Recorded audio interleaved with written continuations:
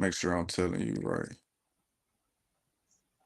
Salakia, First Chronicles 28 verses 5 through 7. 5 through 7. But as he get there, I'm gonna explain it a little bit. The kingdom of Solomon was destined to be a great king as long as he followed the Most High's statutes, commandments, and judgments. And we all know that. Well, I'll tell you what. Let me ask the chat this. Drop in the chat, y'all, what you feel like Solomon was most known for. And while y'all dropping y'all answer in the chat, I'm gonna give you my answer. When I first heard about Solomon, when I was in the world or still in Christianity, one of the first things that I always heard about Solomon was that he had multiple wives and that he had all these riches and that he was a great king. And anytime, and everybody on the panel, you just tell me what y'all think about this. But y'all remember when growing up, everybody wanted to be like Solomon, not knowing the reasons or what or the things that it took to be like Solomon. Y'all, did y'all ever had to go through that, Sister I Arlene? did. That's a good one. That's what I heard. I heard the same thing that Sister Arlene said. That's what I always thought. I heard about King Solomon. Quote unquote, he was the wisest man in the Bible, the wisest king in the Bible. And that's what I heard. And so that was one of the things. I never knew why he was wise or why they said that, but I knew that and I knew I wanted to be that. You know what I'm saying? Right. Well, we're gonna get into the whys. We're gonna get into what made him so great. Like I said earlier, it was destined for him to be great, but we're gonna get into it deeper as to why, what made him so great. Mm-hmm. Just like his father David, he took he loved to be um a doer for the Most High. He loved God. He wanted to do everything according to his will. And as we get deeper in this lesson, you're gonna learn that this is something that this is a good quality to have. This is a great quality to have. We are supposed to be like children to the Most High. And if you ever notice, and like me and my brothers on the panel, we was just talking about this. When you have kids and they're into the Most High, you realize that um all they want to do, everything they do is out of genuineness, it's out of innocence, you know what I'm saying? And that's how we supposed to be with the Most High. That's how we are supposed to go about things, far as sticking to his will, sticking to his obedience and everything that he wants us to do. But bring out that First Chronicles for me, brother guys, You man. said 28 and 5. Yeah, 28, chapter 28, verses 5 through 7. All right. And of all my sons, for the Lord hath given me many sons, he hath chosen Solomon my son to sit upon the throne of the kingdom of the Lord over Israel. All right, stop right there for a second. We're gonna I'm gonna kind of touch on each verse as we go. But to start out though with five, it's right here. It shows you that out of all of King David's sons, Solomon was the one that the Most High chose. Now let's read six as we get into why he chose him. First Chronicles 28 and 6, and it reads, And he said unto me, Solomon, thy son, he shall build my house and my courts, for I have chosen him to be my son, and I will be his father. Keep going. Moreover, I will establish his kingdom forever, if he be constant to my commandments and my judgments, as at this day. Now you see the key word to that is constant. If you are doing something constantly, that means it's continuous. That means it's always going on. It's a constant, repetitive motion, kind of like blinking your eyes. You can't Mm-hmm. help but do it. You have no choice but to you can hold your eyes open for a while, but after a while you still have to blink. It's a constant repetition of something being done. And these were all this is all the things that the Most High asked of King Solomon. Follow my commandments and my judgments, and the kingdom will be yours forever.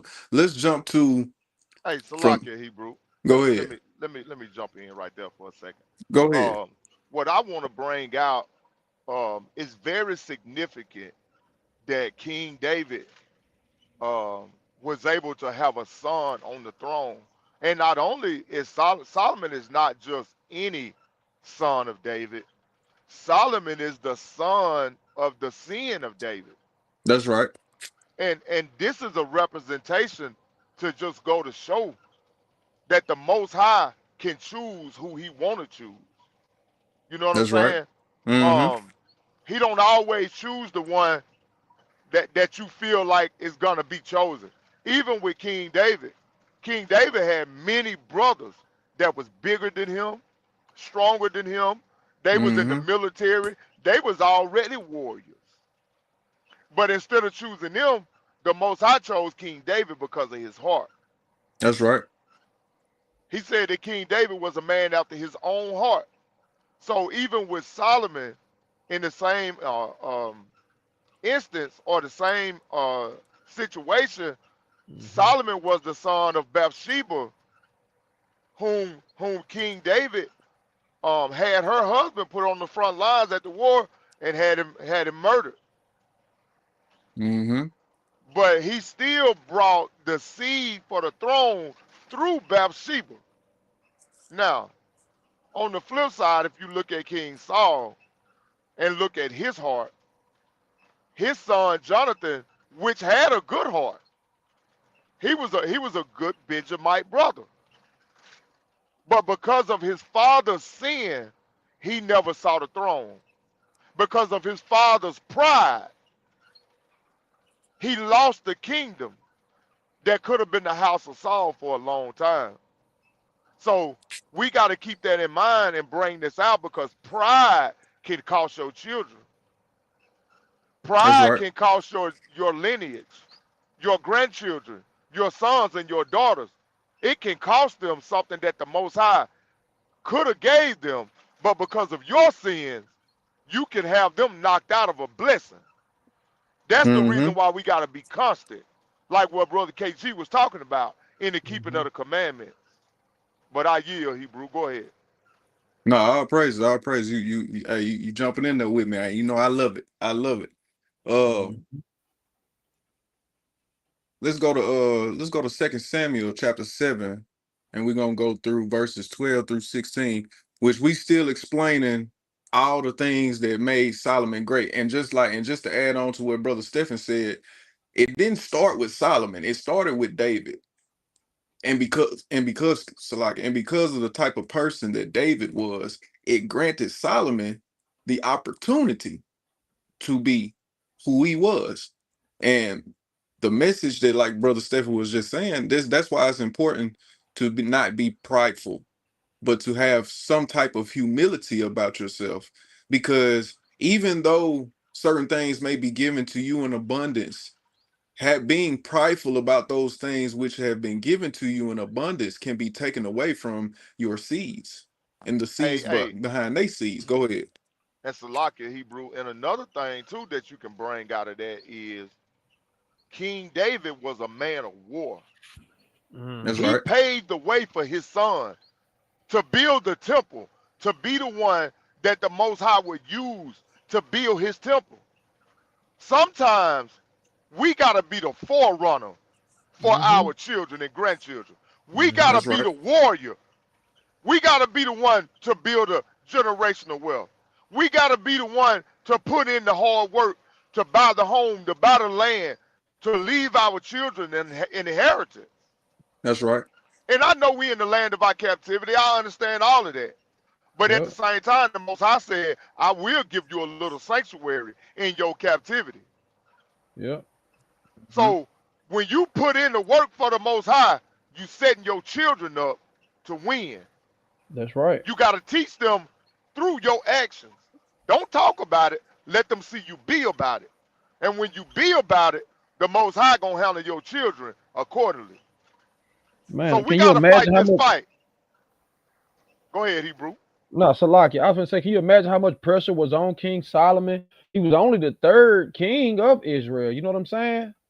Mm-hmm. And and That's and you're right. not the first selection to be the king. It's a lot of pressure on you. You know what I'm saying? Like he wasn't the first choice, is what I'm saying. So there was a lot of pressure on him to be able to perform and still show humility to of a certain extent because he wasn't afraid to humble himself before the Most High God And that shows, even though we're talking about Solomon's pride, there was levels of it. You know what I'm saying? Mm-hmm. That's right. There's a lot of pressure on him, man. Not justifying nothing he did or no choice he made, but just to put yourself in them shoes, man.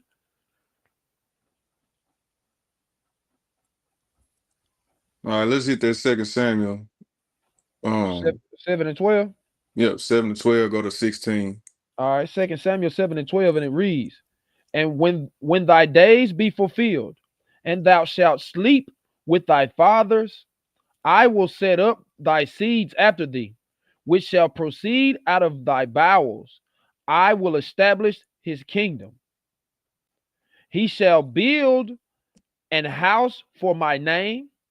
I will establish the throne of his kingdom forever. I will be his father, and he shall be my son. If he commit iniquity, I will chasten him with the rod of men and with the stripes of the children of men. Hey, can you expound on what you think that means right there, bro? On 14? On 14, when it says, if he commit iniquity, I will Mhm. chasten him with the rod of men and with the stripes of the children of men. What is that saying? That's saying right there is that if he doesn't do according to my will, I will make his enemies come after him. The rod of men will be adversaries, people that, because you are following the commandments, can do nothing to you because they won't come against you. But as soon as you stop doing these things, these will be the very first things that come against you in the midst of your iniquity. And that's what he will use to chasten him. Mm-hmm. That's That's why basically I what. want people to be aware of that. I wanted to make sure you expand on that because I wanted Hmm. people to be aware of that. It's not, even though it's the Most High's will and His bidding, He can use your enemies against you. Hmm. To get E to get the job done. let's go a little bit deeper with that. Come on. Because it was prophesied through Moses in the book of Mhm. Deuteronomy chapter 28 that the Most High would send a people that's not a people That's right. against us because of Mm-hmm. the Hmm. sins of our forefathers. Hmm. Mm-hmm. And like you said, man, we gotta make sure that people understand that because again, to go back to what I said earlier, the way that you live your life will affect your children. That's right. That's right. It'll affect your grandchildren. It'll affect your great grandchildren. The Bible said that a good name is better than silver and gold. That's right. The name, the legacy that you leave behind once you gone, all you got is your name when you gone. All you got Mm-hmm. is your legacy. So when you dead and gone, you want your children to be able to walk in that legacy. Mm-hmm. Just like Solomon is walking in the legacy of King David. That's right. He walking in the legacy of his father. We got to understand this, man. We got to walk this thing out. Mm-hmm. That alone can get you somewhere. You could be in a situation where you don't have the ups, and a person that is of higher authority or a person that's just in a better position, they could realize who you are. They might ask you, who is your people, and you tell them who your father is, and they can go negative or positive. They can say, oh, Hmm. that's your daddy. Oh Right. man, That's right. come on right on up here. You come get this right here. And that could be a benefit to you. Or it can go the other way. That's your E, daddy. did we not just have this conversation We Sunday? sure did. We sure did. The most high, We had he this worked like this, conversation man. Sunday. This how the most high work, man. It's how the most high work. And And then the, his son bear witness to it. and he know. He said, he said it just like we said. He said, oh man, my daddy ain't nothing. And you know what's That's so what he great about said. that? We, even though that's a disadvantage to him, you can see how great that brother is in his own standings. That's You right. see what I'm That saying? he building the Hmm. legacy. He has to because his father didn't. That's right. So we That's got to right, keep that bro. in mind. The things we do can affect our children in a negative or a positive way, and we might not be there to see it. That's We right. might not be there to see it, man. And just to add on to what you're saying, I'm gonna give two analogies to this. None of us did anything to be where we at. We are suffering because of what our forefathers did. Mm-hmm. We are suffering because of the decisions that they made. We are in captivity because they chose not to follow the statutes and commandments of the Most High. And to give another to give a positive light to that, Solomon was able to live out a prophecy by the Most High through David. Solomon was able to fulfill different prophecies, which 12 through 16 shows you that this was the reason for Solomon being chosen. This was the reason for him to do the great works that he did and have the great connections and be the great king that he was. And that's why it's important, like Brother Stephen and Brother Gazan was saying, that you set up a good legacy for your seeds. You set up a good legacy for your children and your grandchildren. Because you never know what situation might present itself or what adversity might present itself. And you could be a saving factor or a harmful factor, Mm-hmm. depending on how you live your life. Hey, I know y'all brother won't mind me sharing this, but um, when we on the phone behind the scenes and we talking about just everyday life and we having discussions and Hmm. we making plans for things that we gonna do in the future, plans that we're gonna implement moving forward. What do Mm-hmm. we always say? Man, we gotta prepare for our families. We Right? got to. Man, That's we right. gotta do this because our family. Bro, we gotta do that because our families. Our ribs don't hear those conversations. So don't. Our children don't hear those conversations, but we hear them. The Most High hear them. Hmm. Everything that we talk about and everything that we doing it for them That's Mm-hmm. right. and the Most High and His Son. That's right. So right. No, and every conversation that has to pertain to that, it always starts the same and ends the same. The Mm-hmm. purpose of why we doing it, and everybody coming to an agreement and doing it. And these are qualities to have if you want to sit here and have good faith with the Most High. If you want the Most High to smile at you, in a sense. Well, like let's keep on. Let's jump down to where we at. Okay, let's jump down to First Kings. Yeah, we Okay. covered Second Samuel. Go Let's ahead. go back Go to ahead. First Kings, and we're gonna go through. Start at 5. We might jump around. We might jump around here on this one, but First Kings, what, 1 and 5? What are you saying? 3 and 5. Okay.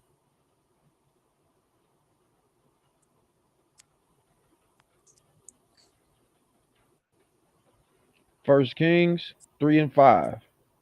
And it reads, in Gibeon, the Lord appeared to Solomon in a dream by night. And God said, ask what shall give thee. Salakia, what I shall give thee. Mm-hmm. And Solomon said, thou hast shewed unto thy servant David, my father's, great mercy, according as he walked before thee in truth and in righteousness and in uprightness of heart with thee. And thou hast kept for his for him this great kindness, that thou hast given him a son to sit on his throne, as it is this day. Let's stop right there for a second. Now this verse within itself just covered everything we just talked about. Mm, This verse, this one verse covers everything we just got done talking about. Because of David and how David went about his relationship with the Most High, Solomon was allowed to not only meet the Most High, have a conversation with him, ask him. The Most High asked him, "What do you want?" But it wasn't nothing that Solomon did because, like Brother Stephanie brought out, uh, King Solomon was a child of adultery in a sense. mhm, Now the first one, mhm, we know that the first child died, but we also know what occurred before it got to the point where Solomon was given birth to. You know what I'm saying? So keeping that in mind, that just goes to show you that your walk with the Most High is important, not just for yourself, but for your children and your grandchildren and everybody that comes behind you. it can set the tone, or it can cause it to be very bad for you and your family. But Mm-hmm. let's keep going though. Let's go on through 7. Okay. We was at we was at verse Yep. 7. No, we was at verse 6. Uh-huh. Go to 7. And 1 Kings 3:7. And now, O Lord my God, thou hast made thy servant king instead of David my father. I am but a child. Salakia, I am but a little child. I know not how to go out or come in. Keep reading. Keep going. Yep, keep And reading. I'm gonna cover it. and thy okay, and thy servant is in the midst of thy people which thou hast chosen, a great people that cannot be numbered nor counted for multitude. All Give right. therefore thy okay. All right. From 7 and 8, you hear Solomon sitting here saying like, I'm just a child.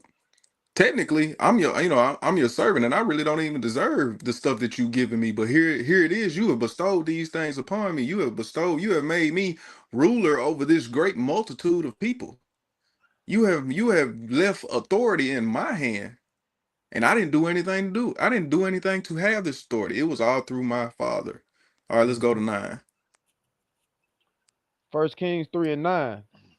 Give give therefore thy servant an understanding, heart to judge thy people, or a understanding heart to judge thy people, that I may discern between good and bad. For who is able to judge this thy so great a people? Now I want you to read that again, because I know a lot of us have always asked, where did he get the wisdom from? Well, you just found Mm-hmm. your answer in 9. This is where he got the All right. wisdom from. 1 Kings 3:9, and it reads, Give therefore thy servant a understanding heart to judge thy people, that I may discern between good and bad. For who is able to judge this thy so great of people? Okay, read. Go to 10. Yeah, go to All right. 10. And the speech pleased the Lord that Solomon had asked this thing.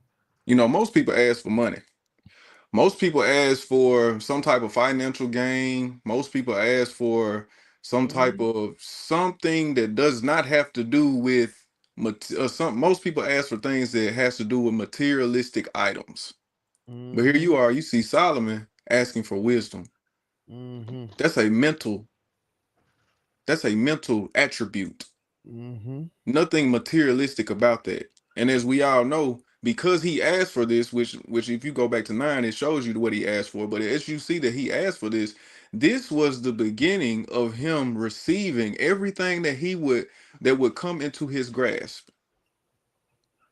He could have, you got to think about this. He could have asked for all those things from the beginning. But instead, he asked for wisdom so he can make the right decisions, not only according to his people, but for other situations as well. And just to give you more context, because we're gonna keep on going. We're gonna jump down to our but guys, and begin First Kings chapter 4, verses 20 through 25. But I'm gonna explain this, and the Most High told him, "Look, all I need you to do is continue to walk in these." 14 says, "And if thou wilt walk in my ways to keep my statutes and my commandments, as thy father David did walk, then I will lengthen thy days." There go statutes and commandments again. There go statutes and commandments again, showing the importance, which we all know the importance of it, but showing the importance of why it's important to stay with your statutes and the commandments of the Most High. Because Solomon did these things, he was granted a kingdom and able to build it into one of the greatest kingdoms ever known to man. The greatest. Thank you. That's exactly right. The greatest. And to test Solomon, the Most High put a test in front of him. And one of the things that happened was in this test was there was two harlots that had babies. And if you're familiar with this story, then you know where we're going with it. But for those that are not familiar with it, if we would have read on down, you would have seen it's like, I think it's from 16 verses. 16 through 28 in chapter 3 of First Kings. Dark Black T asked what script that was we were just on. That was Dark T, if you go to First Kings chapter 3, start at verse 5 and go all the way down to 28, you'll get everything that we about to cover right here in this little segment. I'm gonna say it again for you. First Kings chapter 3, verse 5, and go all the way down to 28. Okay, but in the midst of this, there was two harlots that had two children. One of the harlots' baby had died, so she swapped her dead child with the one that was alive. So when the woman that was asleep woke up to a dead child, she thought it was her child at first until she realized that it wasn't her child. So she went to her friend, which was the other harlot, saying that this is not my child, this is your child. And she was saying, no, my child's been with me all night. So they went to King Solomon to handle the situation. And correct me if I'm wrong, Stephen. I'm trying to remember exactly how he handled the situation. Well, I do know that he gave both of them an ultimatum to kill the child. I think He that's was what it gonna cut the was. child in No, he half gonna put the child in. and He split had the them to child. choose. Okay. Do you want the head or the feet? You want the top or the bottom? Right. Mm-hmm. He said, I tell y'all what, I'll cut the child in half and I'll split the child amongst y'all too. And the woman whose child it really was said, no, Don't cut just him. let her have the child. Mm-hmm. And the one that knew it wasn't her child, she said, no, go ahead and cut him in half. I want this part. So King Solomon said, this is your, I know through wisdom, which is what he asked the Most High for a few scriptures ago. Remember? We just read it. That's right. Because Another king probably would have went about trying to figure out this situation in a whole nother way. They had would have court. never thought to present them with that ultimatum. No, he just sit up and had court and see who can prove it. How can you prove it's your child? And all he did was he caught him off guard because he knew if it's really your child, you wouldn't allow any harm to come to that child. That's right. That's right. It's just that simple.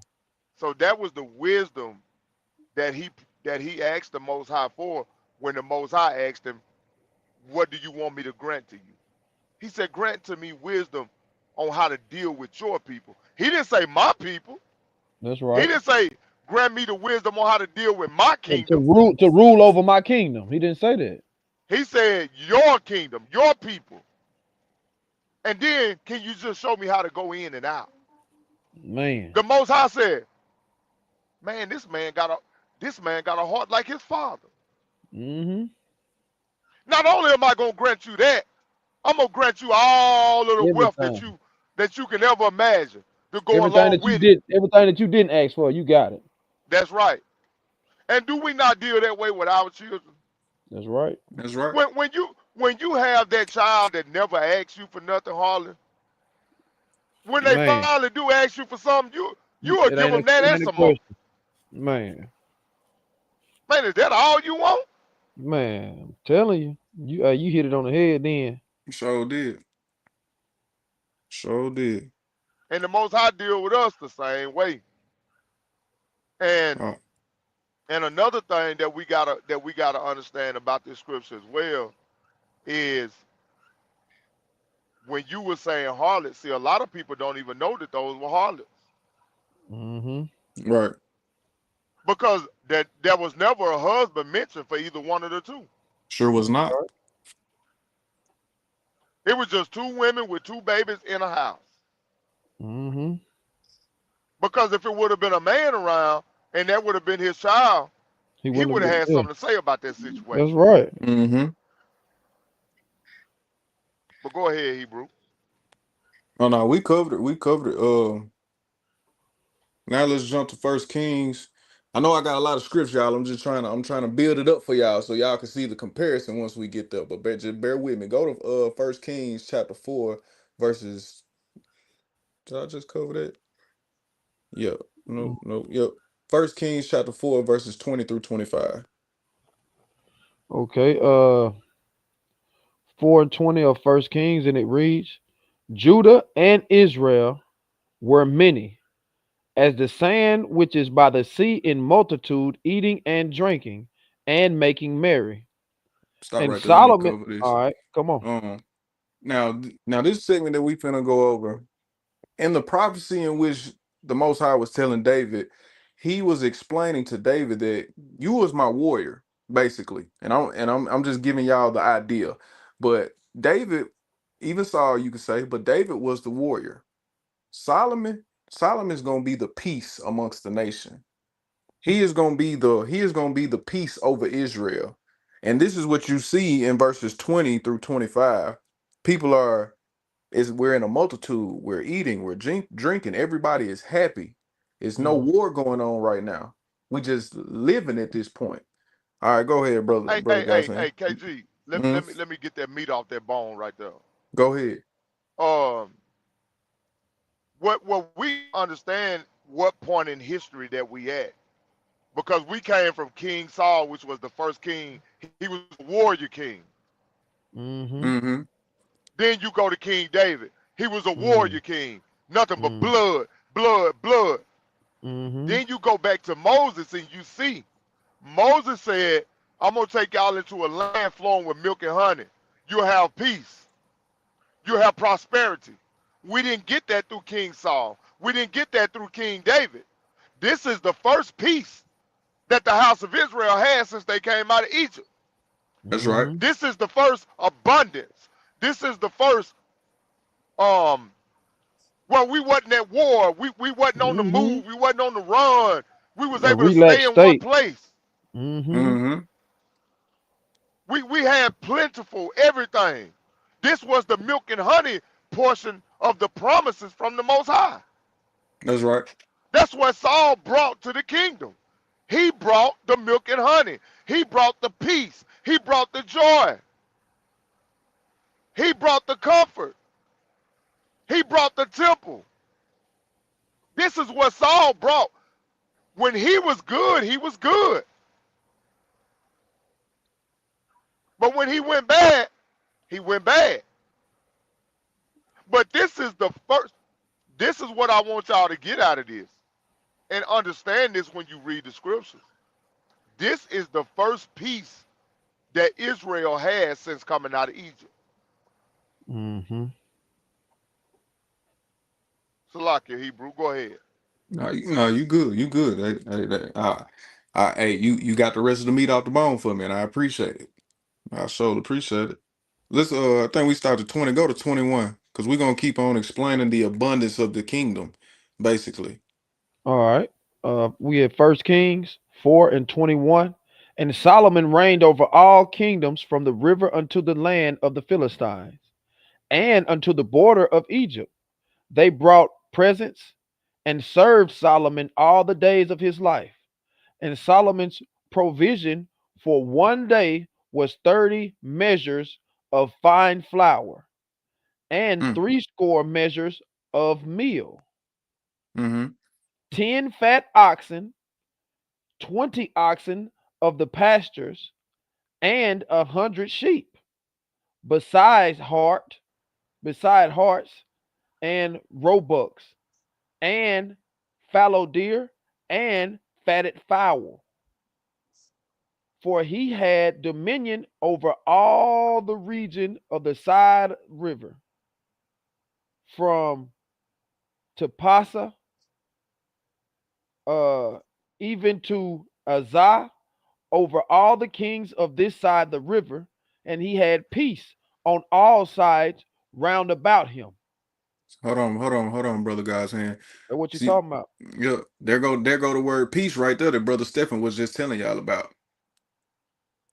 There goes that peace. Everybody loves Solomon. Everybody Mm. loves Solomon. It was peaceful in the land. You know how hard it is for you to have everybody love you? Do you know how hard it is to keep peace in the midst of having all the things that you have and nobody disliking you for it? Hey, do you realize how much food there was that they ate in one day? You That's right. Look, you see what black Dark tea. Black T Yeah. just asked? He just Mm-hmm. asked, was all that in one day? Yes, sir. That was One one day. day. That's right. That's a good question, bro. You on point and you catching Mm-hmm. it. That's Mm-hmm. one day. And it does seem a lot. That was one day. That's when you know that's what you call balling right there. Yes, sir. They balling out. Cause not only was it one day, it was every day. That's right. This is how we getting down. But let's And that close it. goes to show the Most High's provision Mm-hmm. to His people when they living like they supposed to live. When you Man, following the abundance, statutes man. and the commandments, this is how life is supposed to be. Man, we Plentiful. wouldn't be beggars and vagabonds in the earth. Sure would That's not. right. We wouldn't be paying $8 for bottles of water. That's We right. wouldn't be paying $12 for 12 eggs. Right. We wouldn't be Would be paying plentiful. $20 for a pack of chicken. That's right. Man, we wouldn't be eating neck bones, shrimp, crab, and lobster. The Most High provide all of that was clean food that you just called out. Eat. That's right. No chemicals, no mixtures, no That's nothing, right, just man. pure, straight pure. That's I, straight had- drop, I, boy. I had to say it like that. Put Hmm. emphasis on it. I'm talking about, man. We when we was living the way that He called for us to live, that's the type of lifestyle that we had. Nobody went lacking. It wasn't no welfare, no food stamps, no child support, no Section 8. We One of the had key whatever we things, wanted in abundance. Salakia, one of the key things it said in that scripture when it says 10 fat oxen and 20 oxen of the pastors, the important thing is he said of the pastor. That means they just went out there. They had them. Right. That's right. You hear me, Right. bro?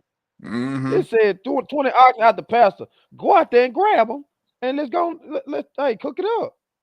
They That didn't have goes to to that travel. scripture. Yeah, Who go who ahead. is the owner of the cattle on 1,000 hills? That's right. That's the scripture that come to my mind, Hebrew. That's Mm-hmm. right. And that's a good one too, bro. To have it on deck is important. That's right. Let's finish out with 25. Okay. And Judah and Israel dwelt safely, every man under his vine and under his fig tree, from Dan even to Beersheba, all the days of Solomon. So every man had his own vineyard. Mm, Every man had his own fig fig tree. tree. Mm-hmm.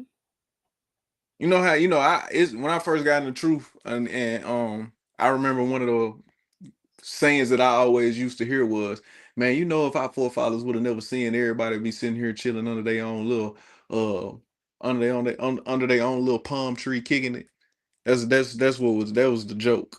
But it was a joke, but it was a truthful thing at the same time. That's right. Because this right here shows you that not only is it possible, but it happened.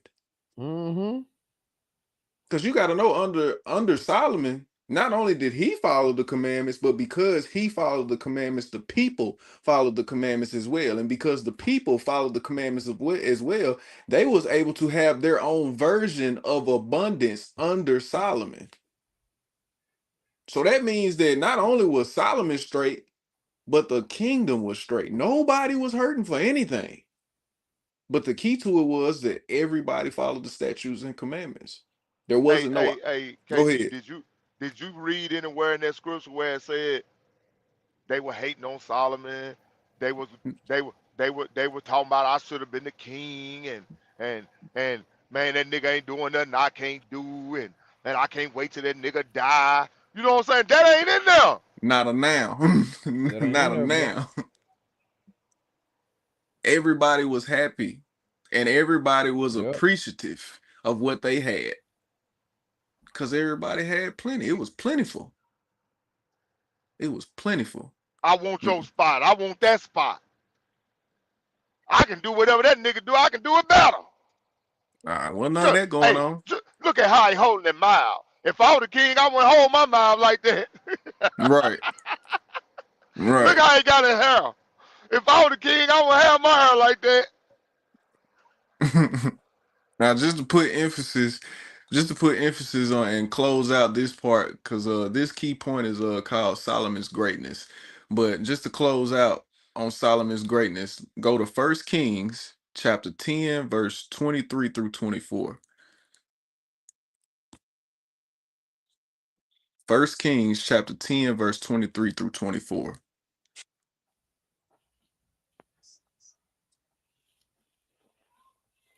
First Kings 10 and 23. Yep, 23 through 24. Yes, sir. Okay. So King Solomon exceeded all kings of the earth for riches and for wisdom. And all the earth sought to Solomon to hear his wisdom, which God had put in his heart. So that means every person that you could think of, including Bathsheba, uh, came to him for advice. He was the richest. He was the smartest. He was the greatest at that time. Hey, and um, it was said that Bathsheba got pregnant by Solomon, and Mm. that the last son from that lineage died just a few years ago in Africa. Hmm. Now I can't prove that through the scriptures, but it's written in books, like it's documented. You know what I'm saying? Now it's not in scripture. Don't nobody go say, Bruh Stephen said King Solomon got Sheba pregnant. What I'm saying is it's documented in history. You can find that history in several different sources. But go ahead, Hebrew. Oh no, that's now I'm finna hit him with the curveball. Now I want you to picture the closest person that you can think of in today's time in your life that has some attributes of Solomon, has them same opportunities as Solomon. Do you think that he or she is going about their life in that manner in which Solomon did? And I'm saying that to say this, I don't know, I'm big on anime sometimes and Spider-Man and stuff like that. And one of the things Spider-Man grandfather said to him was, with great power comes great responsibility. Now, the average person, if the average person had everything that Solomon had, at some point they would get the big head. At some point they would become arrogant. Probably a whole lot quicker than what it took for Solomon to become that way. And it's always that one thing that causes you to push the edge, that causes you to push the line. See, there's a thin line between humility and pride. There's a thin line between it because being humble gets you praise. But as soon as you let that praise go to your head, it turns into pride. And as soon as that pride builds up to the point where you feeling yourself, you got the big head, pride then turns into vanity. And we all know what vanity gets you, Mm. which leads me into my next segment. Pride, pride in today's time and pride and how pride affected Solomon. Um, Let me see. Go to First Samuel. Do I want that one? Okay, nope. Go to First Kings 11, and we're gonna go through 1 through 14. Now we finna get into the reason why we have to pay attention to these things. We have to pay attention to our pride because even though it seems like something so minor, it can cause you to lose so much. First Kings chapter 11, verse 1 through 14. And there is nobody off this panel, on this panel, in the chat, out the chat, that does not deal with this in some type of way. You might be prideful about the way you dribble a basketball. You might be prideful about the way you play the video game. You might be prideful about how you drive your car, what kind of car you drive, what kind of clothes you wear, how you put your clothes on, the type of women you talk to, the type of men that come at you. You might be prideful. But this is stuff that you gotta check yourself on. This is another part of this is another part and also another importance of self-examining yourself.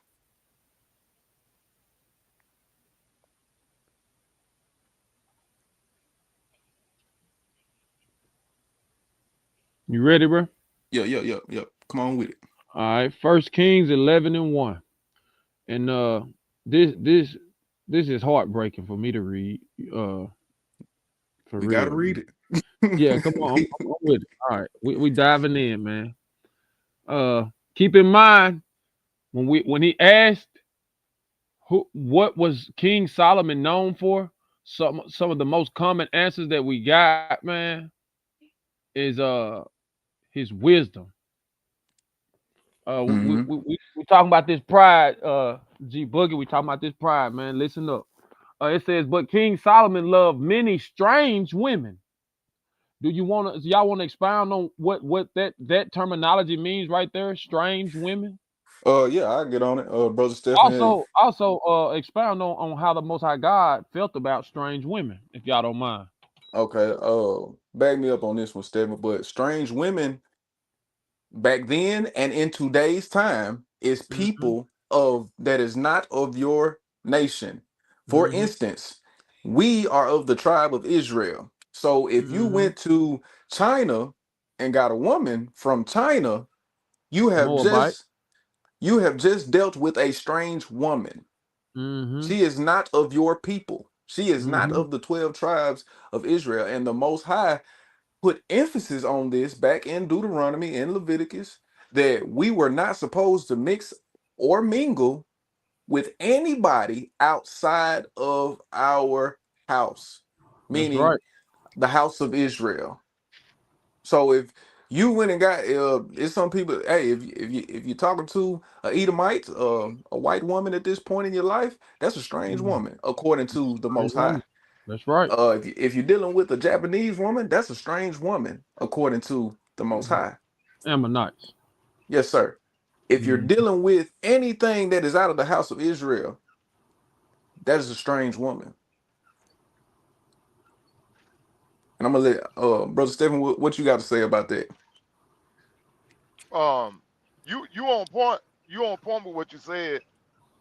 There's several instances where the Most High forbid or forbade our people from dating other women or marrying other women outside of the 12 tribes of Israel.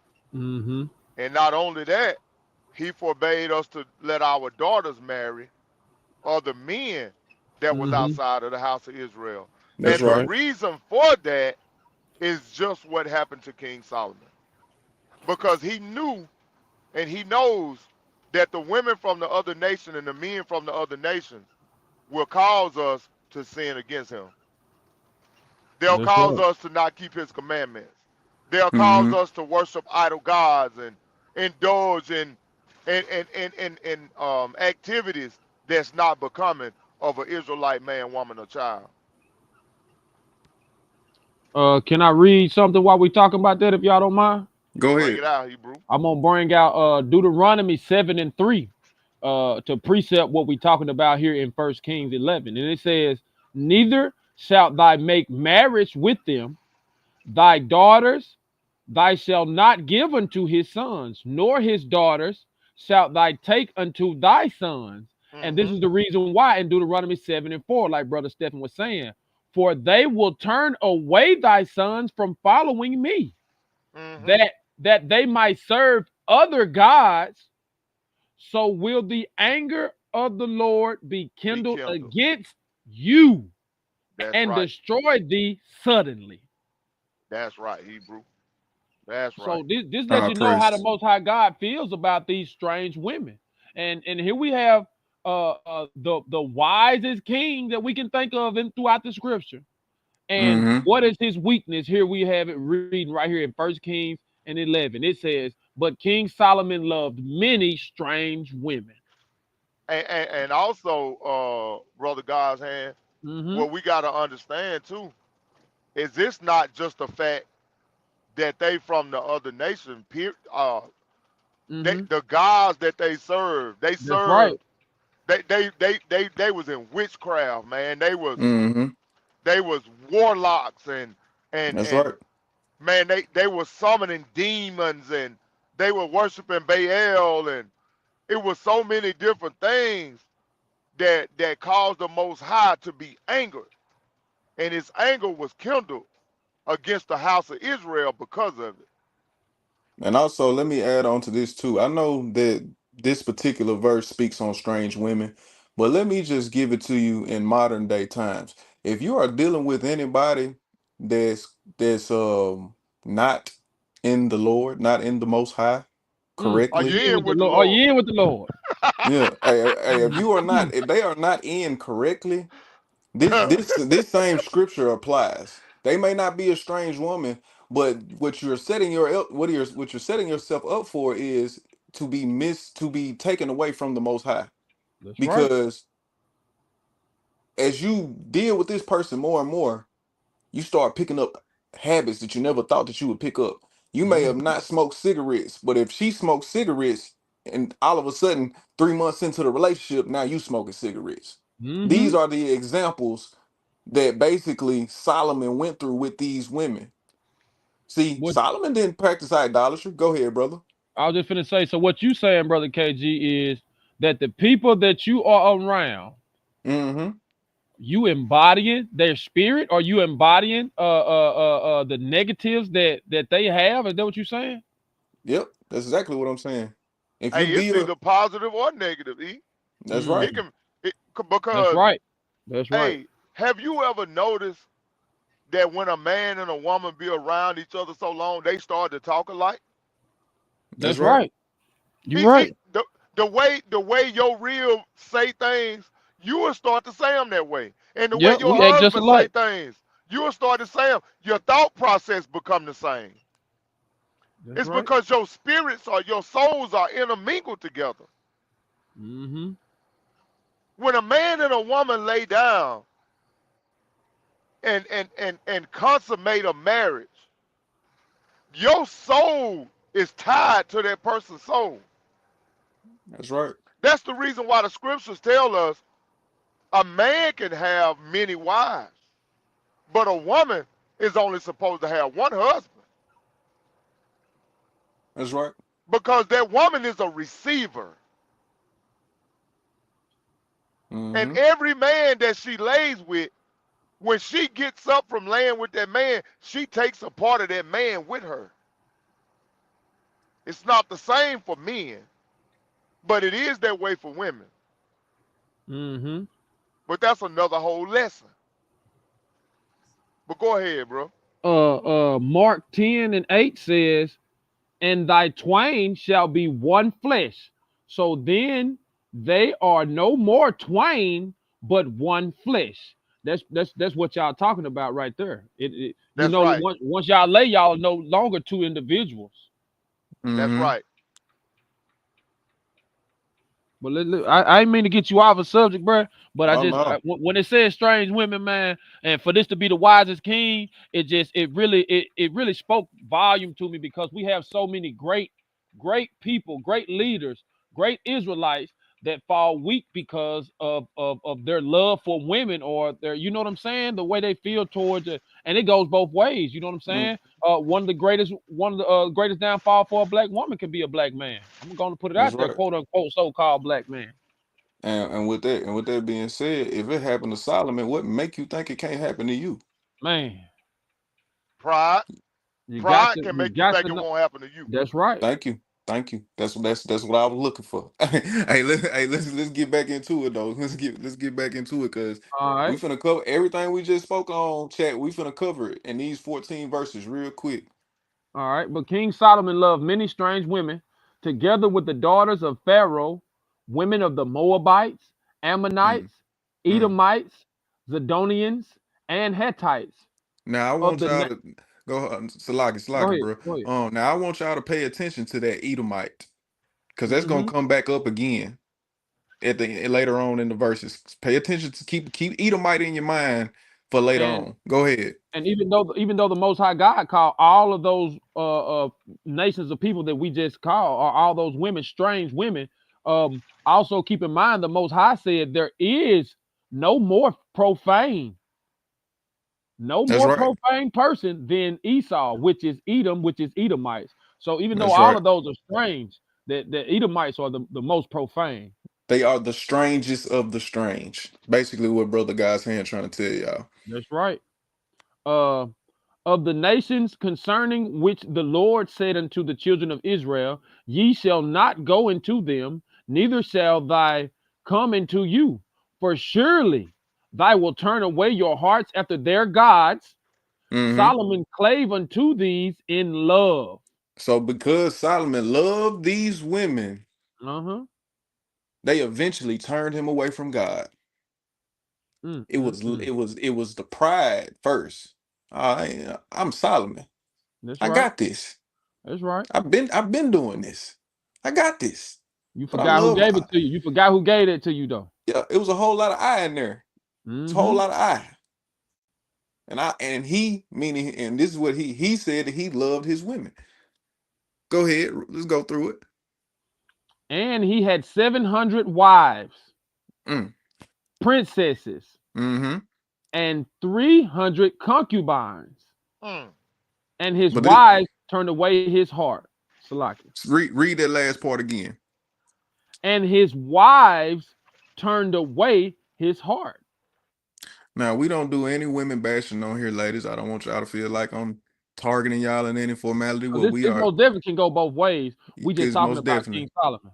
right. And Mm-hmm. and this is what caused him to error.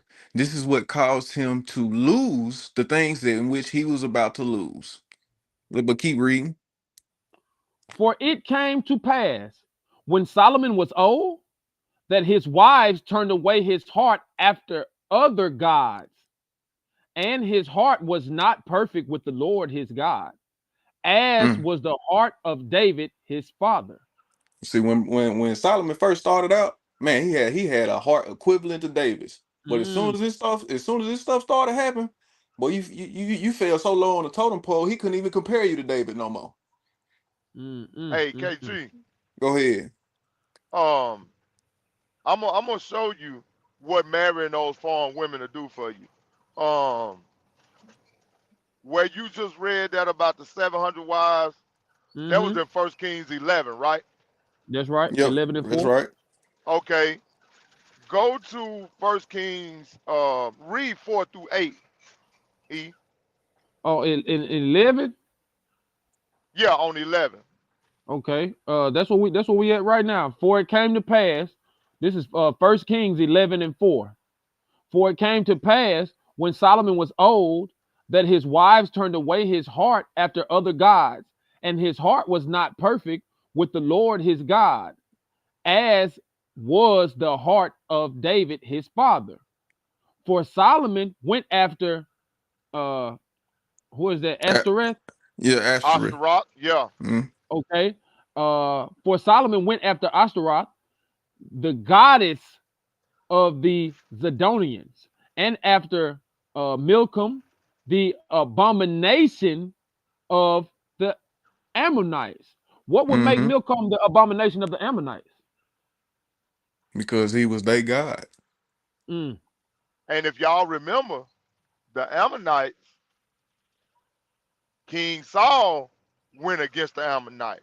That's right. mm-hmm, He was supposed to utterly destroy them, Mm-hmm.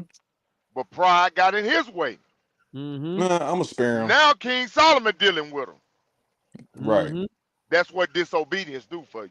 See, that's why we have to be Salakia, bro. That's how we have to be careful of these holidays, because we be worshiping these goddesses Mm-hmm.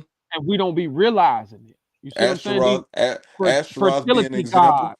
You Mm-hmm. see what I'm saying? Mm-hmm. You here you is you think that you just giving your 700 wives was a lot, Sister Quay. So you look like you just be giving your somebody you like a card for Valentine, a heart, be my Valentine. But in all actuality, you're worshiping a goddess.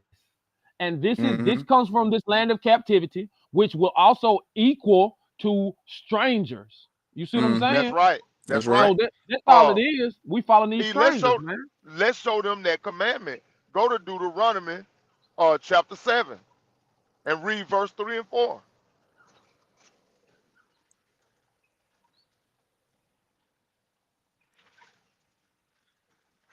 Let's bring it on now while we out here. Deuteronomy chapter 7, verse 3. Neither shalt thou make, that's what we just said a while ago. Neither shalt thou make marriages. You said Deuteronomy 7 and 3. Yes, sir. Mm-hmm. Neither shalt thou make marriages with them.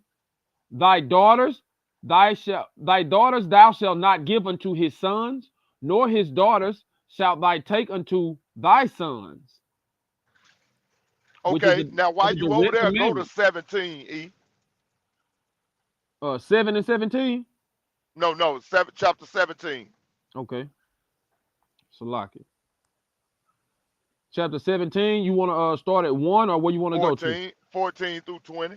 Okay, let's go jump down to Deuteronomy 17 and 14. When thou art come unto the land which thy Lord thy God giveth thee, and shalt possess it, and shalt dwell therein, and shalt say, I will set a king over me, like as all nations that are about me.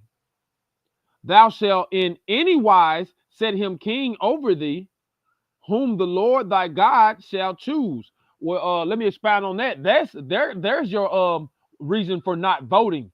Even though I know everybody think we're supposed to get into politics, we're supposed Mm-hmm. to vote. Now, if you are voting for one of your own, I kind of understand what you're trying to do, but it says here that the Most High God is going to appoint you somebody. Am I right, brother? That's right. That's That's right. right. That's right. So we're not supposed to be out here voting because this is what it says in the scriptures. That is you again falling in the ways of the strangers. This is not something we're supposed to be doing. What were we just at 15? Yeah. Okay, thou shalt in any wise set him king over thee, whom the Lord thy God shall choose, one from among thy brethren.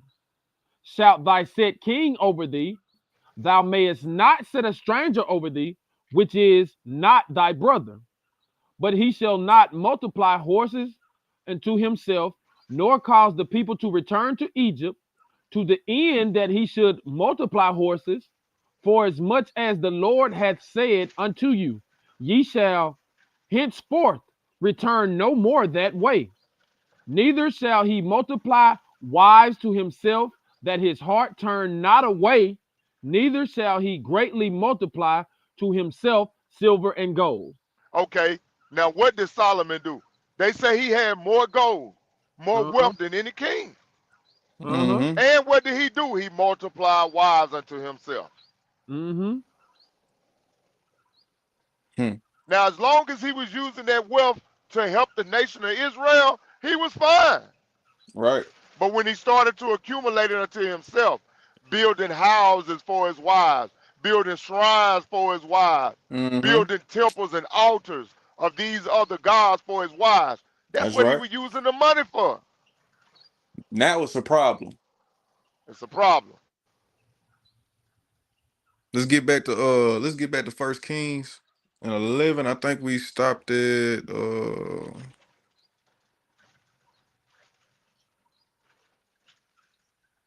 we was at Mm, 6. We was at 6. Started 6. okay. And Solomon did evil in the sight of the Lord, and went not fully after the Lord, as did David his father. Mm-hmm. Then did Solomon build and house a high place for Shemos, Mm-hmm. the abomination of the Moab, in the hill that is before Jerusalem, and for Molech, the abomination of the children of Ammon. And Okay. likewise, okay, Salakia. Nah, you good. This is what Brother Stephen just got done telling y'all. That's right. This is what Brother Stephen just got telling y'all about. This is what the money would start going towards. And this would eventually cause the rest of Israel to start committing sin as well. So, and just to give you some insight, the other nations had multiple gods that they would pray to. You could pick which god you wanted, and one of these gods that I want to speak on in particular is Molech. Just food for thought for those. Not saying this anybody in the chat or that is listening, but food for thought. One of the biggest things that get pushed in today's time is my body, my choice. So basically, you have pride over what you feel like you should be able to do with your body. So in long story short, you feel as though it's okay for you to have an abortion when you don't want a child. Well, let me tell you what you just did. You just gave your child to Molech. You just made your child walk through the fire. And this is stuff that don't get spoken about.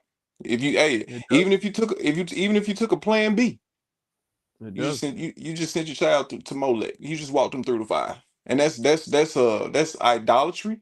That's one of the bigger sins that you can do. And the Most High frowns upon that. And that's murder. Exactly. That's right. Yeah, we're not gonna sugarcoat that. That's murder. Right. Can I bring in a precept that go with it? I know we be getting off, but man, it sometimes it speak, bro. Bring it out, bro. I want to read John 9:11, which y'all know that's one of my swords I like to swing. It says, and Yahushua, Jesus, Jesus passed by and he saw a man which was blind from his birth. Blind from his birth. Okay, 9:2 says, and his disciples asked him, saying, Master, who did sin, this man or his parents, that he was born blind? And the reason I read this is because this man was born blind from birth. So his disciples, which we know his disciples are very familiar with his work, they're very close to Jesus, and they asked, why was he born blind? Was it a sin that he committed?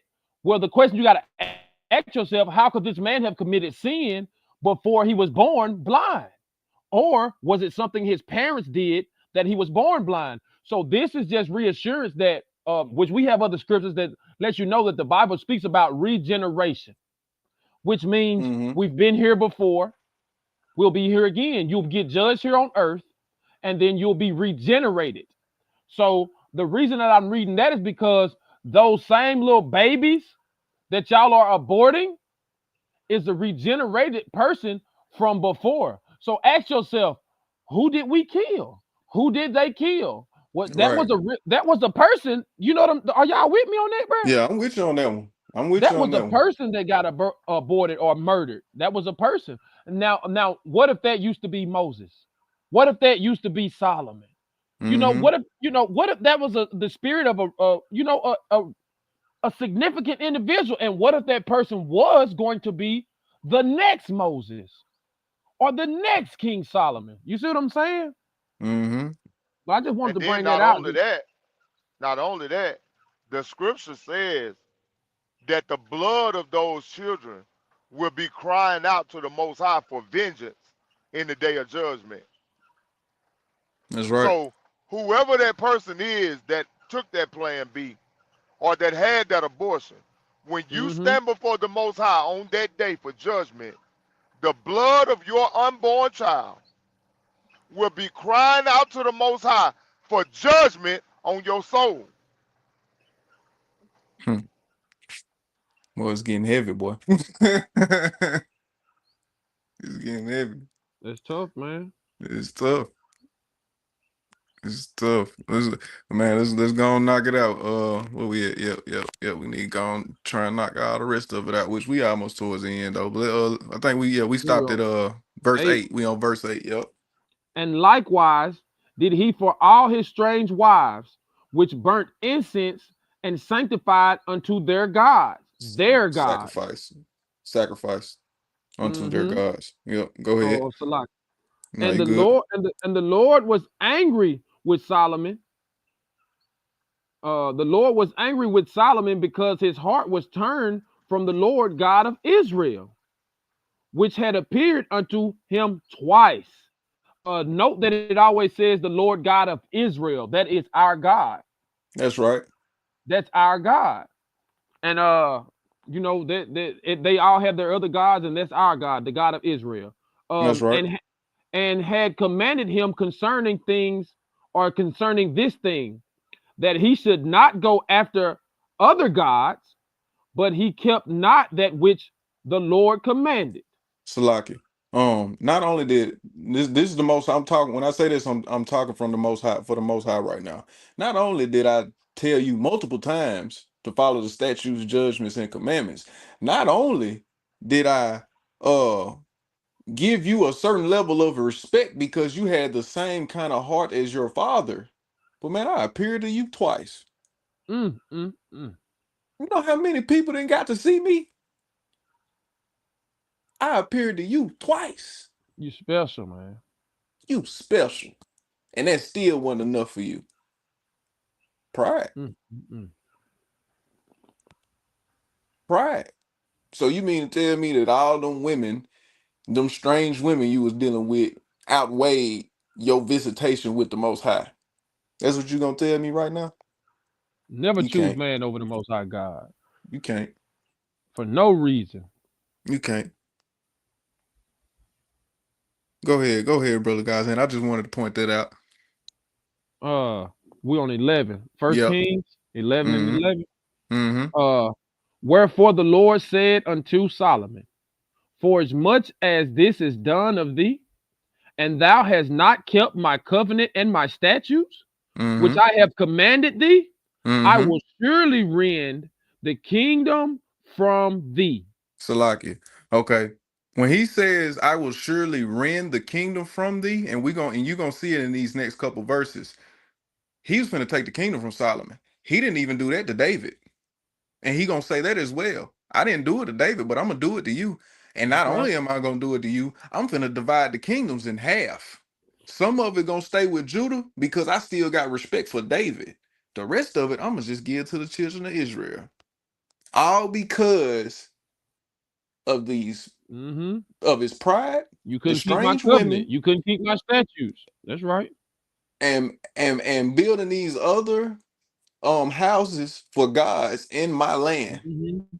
That's like somebody, that's like, let's just say we all own an acre of land somewhere that we plan on doing something with. That's like a stranger. That's like somebody, nah, I ain't even gonna say a stranger. That's like somebody that you love the most. The only person that you Mm-hmm. told about it. That's like them coming to your land and dumping all their trash on it. So when it come time for you to use the land, you can't even use it now because they done dumped all their trash on it. No, they came out there and built. They came out there and built houses for That's right. Edomites. That's Right, right. Now, right, when your kids grow up, they ain't got nowhere to stay. right. Not only are you disowning me, you worshiping my enemy. You know what I'm Hmm. That's saying? right. Mm-hmm. It's one You thing for making you to, provisions for people that's oppressed us for over 400 years. man, Right, come on now. For my land that I don't work for, and I didn't tell nobody about it but you. Now you Mm. don't right, went out there and built houses for the enemy. right. Man, I'm gonna do something to you, fella. Yes, sir. Surely is. I'm gonna do Hey, something to you. That's what he said too. and now let's jump to 12. What did he do? Notwithstanding in thy days, I will not do it for David thy father's sake, but I will rend it out of the hand of thy son. Now, I just told y'all that. Howbeit, that's hmm right. he said he wasn't gonna Howbeit, do it to David, but he did it to Solomon. Go ahead, brother Salaki. Lucky con. Howbeit, I will not rend away all the kingdom, but will give one tribe to thy son for David my servant's sake, and for Jerusalem's sake, which I have chosen. Mm-hmm. And the Lord stirred up an adversary unto Solomon, Mm-hmm. Hadad the Edomite. Oh, there go Edomite again. He Read it was the one more king, time. Hadad the Edomite. Wait, Okay. right there. Wait, right there. When we first started this lesson, Mm-hmm. what did he tell him he was gonna do if he broke his commandment? He was gonna use the rod of men to chastise him. That's what he That's right. said. That's right. The Most High mean what he say. That's right. Go ahead, E. I'm gonna read it again. And the Lord stirred up an adversary unto Solomon, No, Hadad. no. White folks your friends. Right. Hadad, the Edomite. This is an adversary of Solomon. You understand what I'm saying? No, That God means love everybody. he was already an adversary unto Solomon. And Solomon ain't even did nothing. Hadad was beefing with Israel because of David and Saul. So remember, we read earlier, everybody loved Solomon. Solomon had love all around about him. You understand? But Nobody now could touch him. Esau, But the for Most some High said reason, the Esau Lord has a stirred up an perpetual hatred. adversary Hmm. unto Solomon. He knew somebody. I know somebody who hates you. Yeah, the Most High said he got a perpetual hatred. That's right. That's That's an right. everlasting from generation to generation. Hey, I seen that brother at that prison facility where all them Edomites beat him and beat him and beat him and beat him Mhm. and unalive that brother. His daddy was on the news the other night, Yep. and that brother said, "Why y'all hate us so much? Why? Man, What have we man, ever done to you? Why do you hate us so much? We ain't never did nothing to you." you Mm-hmm. ain't got to do nothing. You ain't Esau got to got do a nothing. perpetual hatred for That's God's right. Do people. y'all know what perpetual means? Hmm. Infinite. Hmm. Infinite, That's man. why when the little Edomite baby growing up right next door to your Israelite son, while he young, they might get in the yard and play together. But it's gonna come a day where that Edomite gonna make a choice, and it ain't gonna never be for your child. It's gonna always be for Edom. Every time. And It ain't trust gonna me. never fail. Mm-mm. But to close out on that, in 14 it says Hadad the Edomite. This was not his only adversary. Solomon's own his own servant would come against him, and another Mhm. man named Rezon. I think he was let me say it right. Let me be accurate when I say Those this. are men that the Most High sent against him. Right. Mhm. These were the other men that got sent against him. That were the rod of men. These are the people that the Most High would use to chastise Solomon for breaking the statutes, laws, and commandments. Which once again, all this happened off of two mistakes. Keep that in mind. Really three. Strange women, making up houses for other gods, worshiping these other gods. And last but not least, I'll give you four. Pride.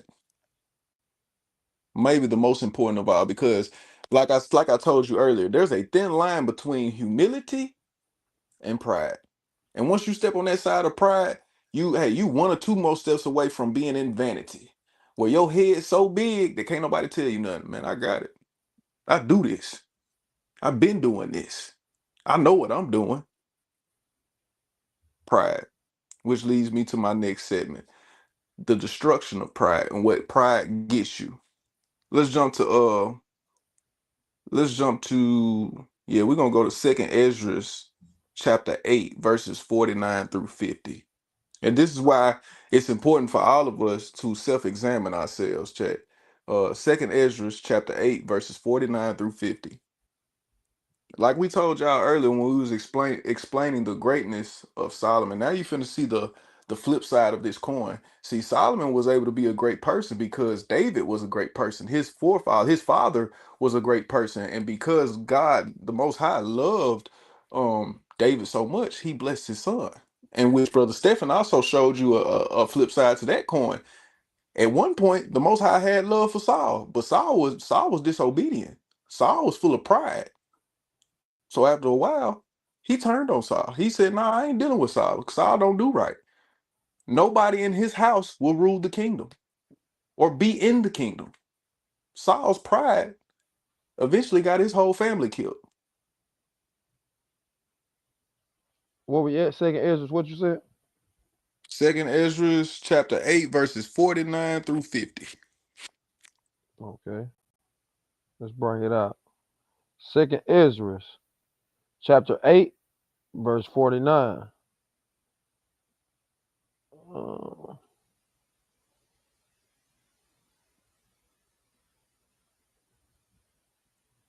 Uh, in that thou hast humbled thyself, as it becometh thee, and hast not judged thyself worthy to be much glorified among the righteousness. For many great uh, miseries shall be Miseries. Yep. uh, Salakia. For many great miseries shall be done to them that in the later time shall dwell in the world, because they have walked in great pride.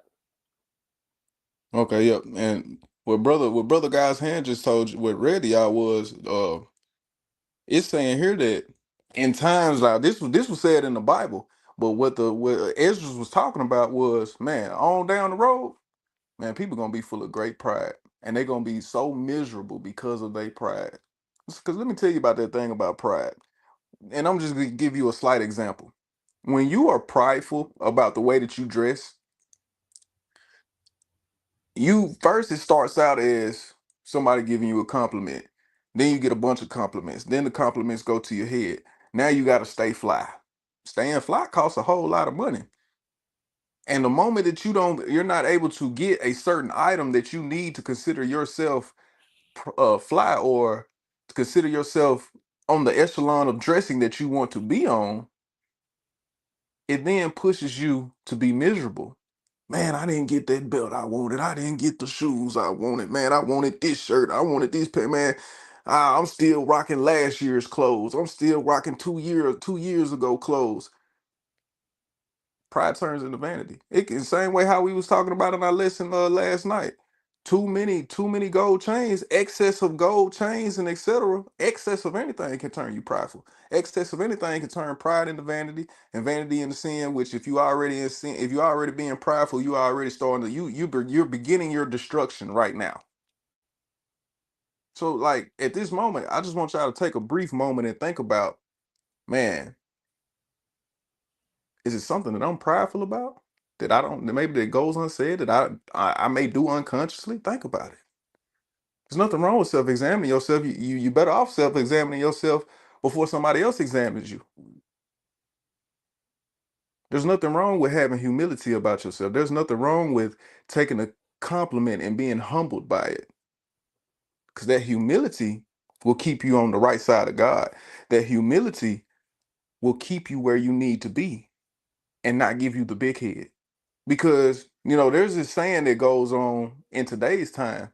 Hey, today you're balling. Tomorrow you could be the next broke man. And I'm Mm-hmm. paraphrasing it, but everybody knows what I mean when I say that. Hey, you're Mm-hmm. doing good today, but don't sit here and belittle somebody else with your pride.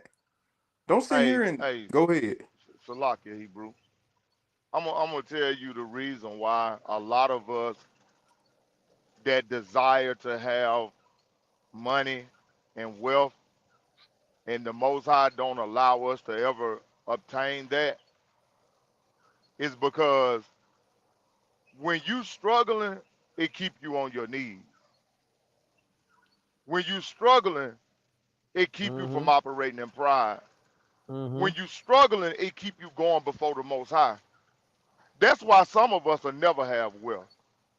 That's why some of us will never be out of a situation to where we from check to check. That's why some of us will never be able to live too comfortably. You're better off that way. Because when he allow a lot of us to get there, we forget where we came from. That's And right. we stop getting on our knees. That's We right. stop crying out to him. We stop fasting. We stop praying. We stop studying. We stop treating people right. We Mm-hmm. stop giving alms deeds.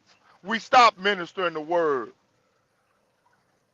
You s- hey, you start saying I did that. Look what I did. I can do Mm-hmm. that anytime. I can come back and do that. I ain't got to do that right now. I did that though. I, Look me, Whole out. me, time. me, me, me, me, I. Look Mm-hmm. what King And Solomon did. pride come before the fall. That's right. Go to Sirach chapter 3, verses 27 through 28.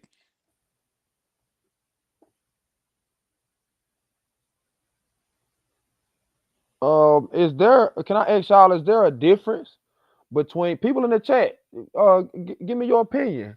Is there a difference of being proud of doing something or being proud of yourself and having pride? Like, what's the difference in those two? And is Um, there a difference? it can be, but once again, well, I'm gonna let the chat answer first. Chat, tell us what you think. Chat, tell us what you think. What you got me looking for? Why they doing that? Sirach, Mm-hmm. Ecclesiasticus, chapter 3, verses 27 through 28.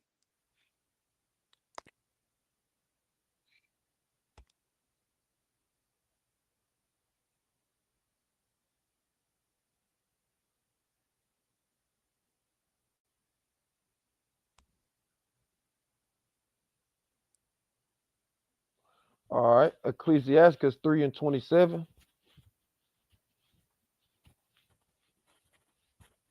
Sister Arlene said I thought they were sort of the same. Uh Mm-hmm.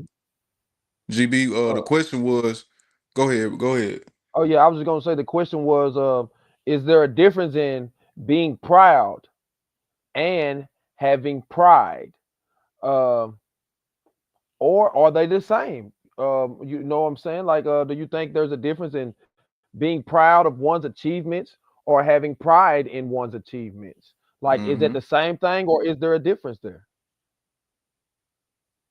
That's a good answer too, Notorious Hebrew. That's a good answer.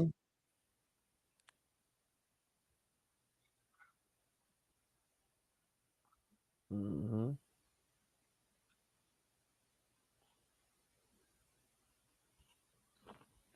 And just to give the chat an example, um,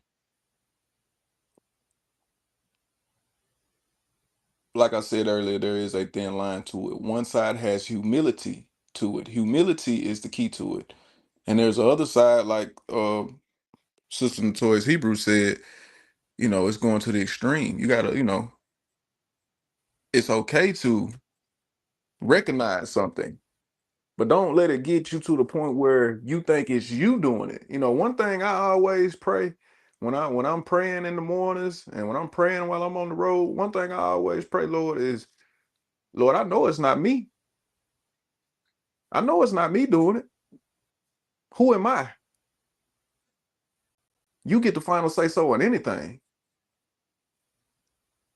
So, and I ain't saying that, if this helps anybody to say that in their prayer, hey, be my guest. But these are, I check myself, and Brother Stephen will tell you this. Brother Guy's hand will tell you this. I check myself before I wreck myself on anything that I have doubt about, anything that I feel like, okay, hold on now, I might be doing a little too much right now. I'm gonna check myself. Mm-hmm. You do. Hey, I want to get that. I want to get that chat, man. I want to get y'all a smiley face. It's some great answers popping out, and y'all understand what I'm saying. Even though technically those words couldn't be the same word, but y'all very much on point with what y'all are saying. There can Mm-hmm. be a difference. You know what I'm saying? Like what Sister Quay just said. It hit. It resonated. That's right. You know what I'm saying? Like, but again, that's her opinion. But she says proud is more of being happy for doing something. And pride to her is more of saying nobody can do it better than you can do it in a sense. Yeah, And I that's a great understand answer. that. That's a great answer, man. Yeah, it's okay to be proud of your achievements, but to take pride in it, it's okay to take pride in your work Mm-hmm. and make sure that it's done properly. But don't be prideful in it. Don't gloat in that. And yeah, Another Salaki brother, another great mhm, example of this is you should be proud that you are an Israelite. that's right. That's something to be proud about That's because right. out of the millions and millions of people, excuse me, the billions and billions of people Hmm. God chose you. That's something to be That's proud right. about. That's something to be proud of. Now, on the flip side of that, There's people who are not God's chosen, who take pride in being who they are, proud to be who they are, but their Mm-hmm. arrogance shows through their proudness. See, that's Prideful. different. That's Mm-hmm. different. It makes them treat people a certain way. It makes them Mm-hmm. go about other nations a certain way because they feel like they are better. And yet here we are being proud, just being humble at the fact that, man, I'm one of God's people. I actually have a chance to make it. Man, that humbles you. It gives you a sigh of relief. Man, Man, it's people out here that think they better than God's people. They think they God's people and they not. They think they better than God's people. They try and they handle anybody and everybody any type of way because they feel like they have some type of superiority over them. And me being a person, an individual that is among God's people, I'm quite the opposite. So how is it that I can be proud of who I am because of my connection to the Most High and not be prideful? But there's people out here that don't even have that same connection, don't even have a wither of that connection, but they feel like they better than me. You that's see the right. difference? That's right. It's a big difference.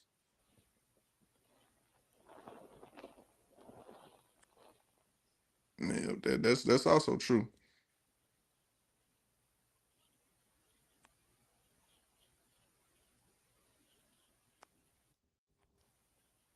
You know where we stopped at, brother? Yes. We just went to Sirach. We just went to Sirach 3:27, right? Yep. Yep.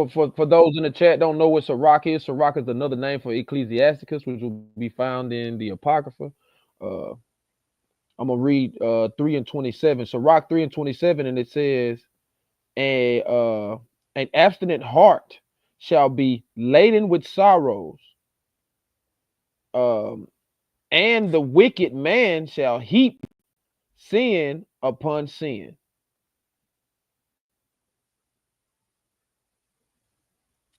Hold on, let me get to it. That was it.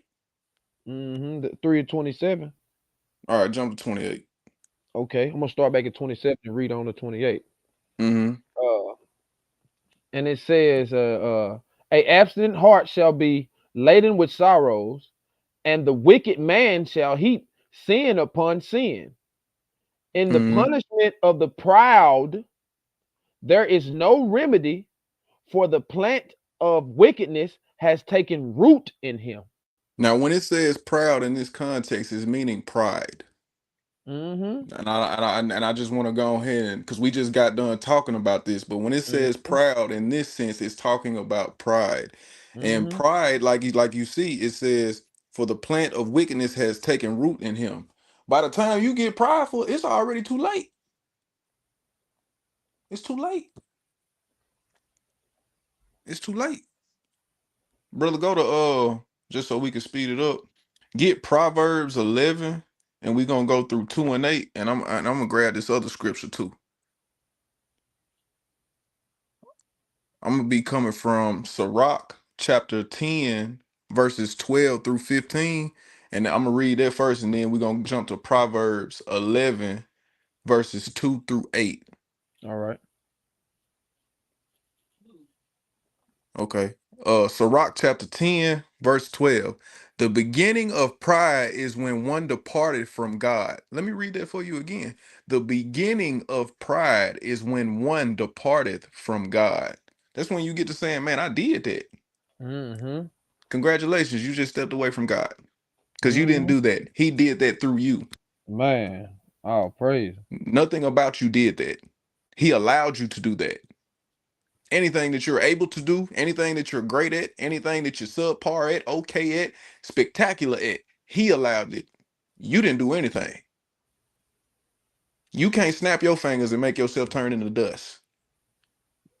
You can't snap your fingers and start flying. So you didn't do anything. Just keep that in mind. But let me get back to it. The beginning of pride is when one departed from God and his heart is turned away from his maker. For pride is the beginning of sin. So going back to Solomon, that proves that Solomon had pride about what he was doing. Because we're talking about the wisest man on earth at this point. Well, till this day, excuse me, Salaki, the wisest man until this day. So when he turned around and messed with them strange women, he knew what he was doing. When he made them altars for them other gods, he knew what he was doing. When he started worshiping them other gods, he knew what he was doing. He was full of pride. Because it's like in 13, I'm gonna read it again. For pride is the beginning of sin, and he that hath it shall pour out abomination. What did Solomon do? I just said it. He started building altars for other gods. He started dealing with people that he wasn't even supposed to deal with. He started worshiping these other gods. All the gods that we read about in 1 Kings 11, 1 through 14, were they were described as abominations. And therefore, and I'm gonna start at 13 again. For pride is the beginning of sin, and he that hath it shall pour out abomination. And therefore the Lord brought upon them strange calamities and overthrew them utterly. The Lord hath cast down the thrones of proud princes and set up the meek in their stead. The Lord hath plucked up the roots of the proud nations and planted the lowly in their place. What they're saying is Solomon was a high and mighty person. He was a prince. He was the prince of King David, who eventually turned king, of course. But in 14 to tell you, the Lord hath cast down the thrones of proud princes and set up the meek in their stead. Now, with that being said, all that's sitting here telling you is that don't well, it goes back to the analogy we use. Don't think because you're on your pedestal right now that you can't be put with a lowly at, with a low people at. Because just as well as you got up there, you can be sent right back down. God will use somebody who ain't even equivalent to you to bring you down. We're living in a time like that. We're living in a time like that. You gotta think about stuff like this. You don't own any farms. You don't own any stores. You don't own any bakeries. You don't make any clothes. You're not the manufacturer of these clothes that go out into the world. These are part of the curses. These That's are a right. part. Pride is what caused the curses to come upon our people.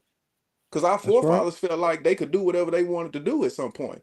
When the split of the kingdom happened, it caused everybody to start even the kings after Solomon. Some of them was good, but majority of them was bad, and they all kept on doing the same thing that caused Solomon to fall. And eventually, all our people went into captivity. And we was picking that up from the other nations. Exactly. That's a heathen mindset. You know what I'm saying? Exactly. They feel like we'll build our way up there. We'll build a tower to get to heaven. They feel like they can figure out a way. We'll create a rocket ship and shoot through the firmament. Mm-hmm. See, but like the Most High God said, they gonna build, but I'm gonna throw down. And we latch on to every captivity we've been in. We started acting like the people that we were captive of, Right. and we don't realize it. We don't realize it. We'll fight for them. We got some Jakes out there that's gonna fight for them. You hear me? That's right. But where we at now? You want to jump in there? Proverbs? Yeah, jumping at Proverbs. Okay, we reading Proverbs 11 and 2. When pride cometh, then cometh shame. Mm-hmm.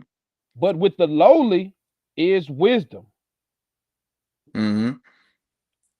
The Go. integrity, Salakia, the integrity of the upright shall guide them, but the perseverance and the transgressors shall destroy them.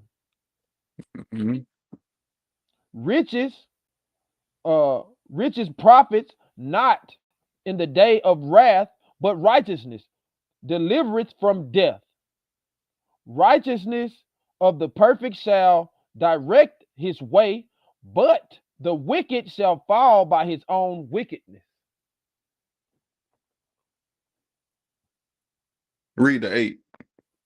Okay, where was this at right there? I think 5. we was Okay, yep. yeah, that was 5.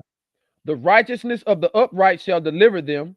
The transgressors shall be taken on their own naughtiness. Mm-hmm. When a wicked man dieth, he expectation, his expectation shall perish, and the hope of unjust men perisheth. The righteousness is delivered out of trouble, and the wicked cometh in his stead. Hmm. That's 8. That's 8. Okay. Well, all they're saying these are the results of pride. So if you are not getting to achieve certain things in your life, if you are not moving the way that you feel like you're supposed to move in your life, and keep in mind that we're talking about being without sin. So first off, if you're not doing the things that you need to do in your life to begin with, that's a part of the problem. But um when you're operating in pride, you won't achieve those things. You'll achieve them, but like it told you, riches can't save you from death. That's right. Your pride won't save you from death. Uh uh GB CG Boogie put on Facebook, he had a status and it said, I'm gonna paraphrase, but it resonates right now. And it said, you can have all the money in the world, so to speak, but Hmm. you can't buy the most high God. That's right. That's right. Now I'm gonna jump on. I'm gonna jump to Psalms, bro. And Okay. you know, anything that you want to expound on outside of that after Psalms, I'm gonna start closing. All right. Um, we in Psalms chapter 10. I'm gonna go through 1 through 7. Um, Psalms chapter 10, verse 1. Why standest thou afar off, O Lord? Why hidest thou thyself in times of trouble? The wicked in his pride doeth persecute the poor. Let them be taken in the devices that they have imagined. For the wicked boasteth of his heart's desire, and blessed the covetous whom the Lord abhorred. Was that saying is God hated? God hate your wickedness. Mm-hmm. God hates the fact of your heart's desire, because God knows that the heart is over deceptively wicked. He knows this. Psalms chapter 10, verse 4. The wicked through the pride of his countenance will not seek after God. That's you saying I again. That's you sitting here saying I got this, instead of allowing the Most High to work for you, and you just be obedient according to his will. Verse 4. The wicked through the pride of his countenance will not seek after God. God is not in all his thoughts. His ways are always grievous. Thy judgments are far above out of his sight. As for all his enemies, he puffeth at them. He hath said in his heart, I shall not be moved. There go that I again. I'm gonna read that again. He hath said in his heart, I shall not be moved, for I shall never be in adversity. His mouth is full of cursing and deceit and fraud. Under his tongue is mischief and vanity. I've been saying vanity all night, Mm. but there it go for you right there. He sitteth in the lurking places of the villages, in the secret places. No, I was supposed to stop at 7, but I end with that. This goes to show you what pride can get you into. This shows you the importance of being humble about everything that you do, even your walk with the Most High. It's important to be humble, because anything outside of humility is going to get you in trouble. Anything that you sit here putting before God, anything that you are putting in front of God, it's gonna set you up for failure. You're not gonna get the results that you are aiming for. So the best thing that you can do is keep the commandments, keep the statutes, do as best as you can in your walk. Always ask for forgiveness and continue to repent for them things, which means to turn away from things that you need to turn away from completely and walk. And I want another thing that I always ask God for me to do. Lord, don't let me do what I want to do. Let me do your will. That way, when everything happens, I can't sit here and feel no type of way about anything, because I know it's you working through me. So with that being said, brother God's hand, what you got to say about it? Like, is there anything you want to add to it? Oh man. The lesson in general was a good lesson, man. You was striking on all these points. Um, and as we read about King Solomon, it seemed that, to me, it was easier for him. And I'm not saying that you can't do good and you know what I'm saying, still be loyal to the Most High, still be obedient to the Most High. That's But right. um, it seemed like when he didn't have much, all he wanted was wisdom. But Mm-hmm. when he gained the world, which we know the world is handed to the wicked. So when he gained the world, it really it made it hard for him to focus on what he was focused. That was so easy, that came so natural to him before. It was so natural because he looked up to his father. He wanted to be like David, and it didn't say that, but you can tell that he didn't emulate his father, but he was taught well, and he had a good example, and he was focused on the Most High God. So I'm not saying that we can't have riches. I'm not saying that we can't do well financially in this land of captivity, but I can say you need to be careful as you climb this ladder, as you start to do better. You have to always remember to humble yourself and talk to the Most High every day. Don't That's so right. that we don't lose sight.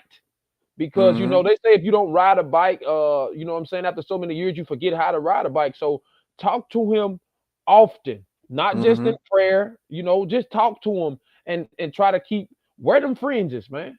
Put on them Right. fringes, and it'll keep your mindset to where you won't lose sight. Because that's what I see from listening to what happened to King Solomon. He lost sight, That's and right.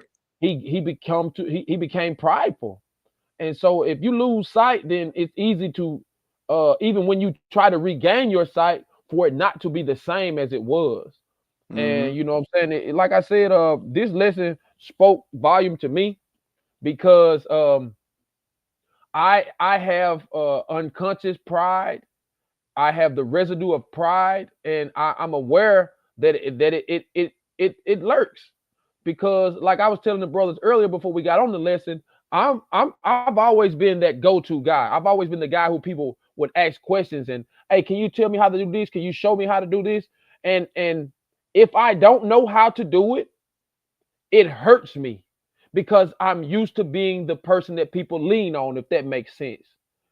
Um, so I have to be aware of that because I don't want it to become a prideful thing. I don't want it to become something that I can't humble myself and fix.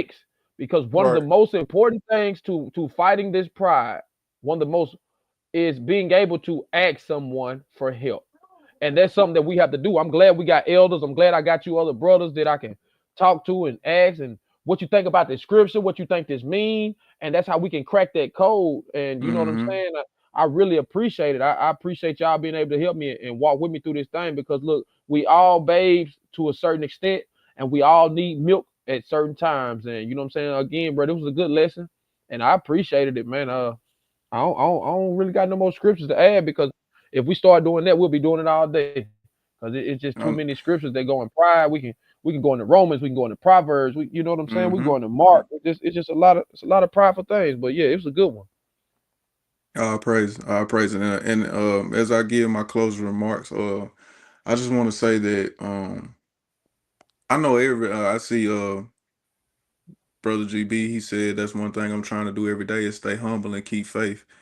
And brother, as long as you're doing that, you know what I'm saying, keep chasing. You know what I'm saying. Yes, These sir. things don't happen overnight. It takes time, but in time, as long as you stay consistent, it will come.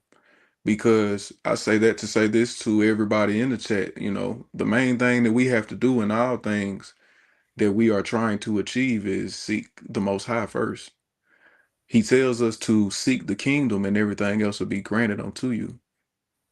Seeking the kingdom means following his commandments, following his statutes, being obedient to his word, moving according to his will and not what your flesh feel. Seek Bar. the Lord. And anytime that you mess up, seek him 10 times more. Get up again. A righteous man falls down 7 times and get back up and keep going. And when you get up again, you seek him, you go 10 times harder than what you did when you fell down. We all gonna make mistakes. We all gonna fall short. But the main thing you need to do is pick yourself up and keep going. Because the moment that you don't do that, you risk losing everything that you done worked on, that you done built, believing, having faith. So it's just important, y'all, that we seek him in all things that we do. I don't care how small it is or how big it is.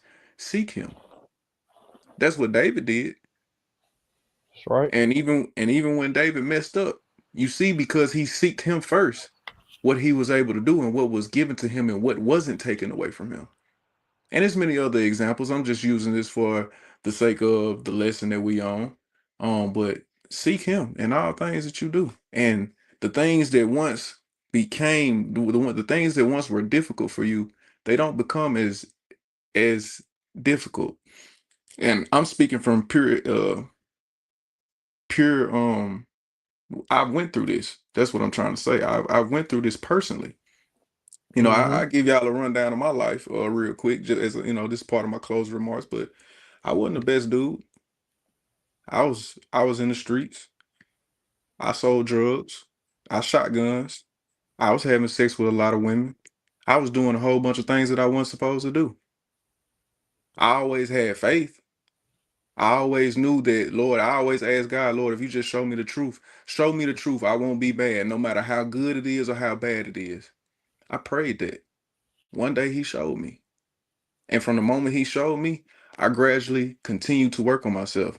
I used to be I used to be one of the worst weed smokers in my community. Mm-hmm. And now here I am teaching. I just gotta KG, be I KG brothers said get in my community. hey, I just gotta keep it on. Hey, I just gotta be honest. I used to be bad. Like I used to be one of the worst ones. Like, and for me to make the change and transition that I have, there was a point where I had a whole bunch of money and no crib. As soon as I turned my life around, I got a crib, I got a wife, I got a family. I don't get in trouble no more. People look at me differently. I move differently. But it wasn't me. It was the Most High showing me the truth and me seeking the kingdom. And eventually everything that I wanted, I got. Now, there's still certain things that I want that I'm going to get, but in order to get them, I got to keep seeking. I got to keep going. I got to stay out of my pride. I got to humble myself and continue to be humble. And, with that being said, I hope that this lesson was edifying for everyone. I hope that, everybody that listened, I hope you got something out of it. And I just pray that, as we on this walk, man, don't be afraid to talk about the things that you having trouble with somebody that's in the truth with you. Always continue to seek God through all things, because that's talk to him first through all things. And then, if you have to talk to somebody else, let it be somebody that's in the truth with you. Man, Um, bring it here. This is a safe place. Bring it here. That's what ex- I'm glad to have this place, man. I'm glad we got a exactly. place, a community, a chat. I feel like we family. You know what I'm saying? I feel everybody that be on here, Brandon. I feel like y'all family. When I see y'all name pop up, I be glad to see y'all. And I feel like I can ask y'all a question, and I feel like I can bring my problems here. This is a safe place, man. I don't feel like I'll be judged because everybody here, we going through that same struggle, man. We going through that same struggle, that same walk, and it's lonely. And I appreciate y'all for being here and being a part of it, man.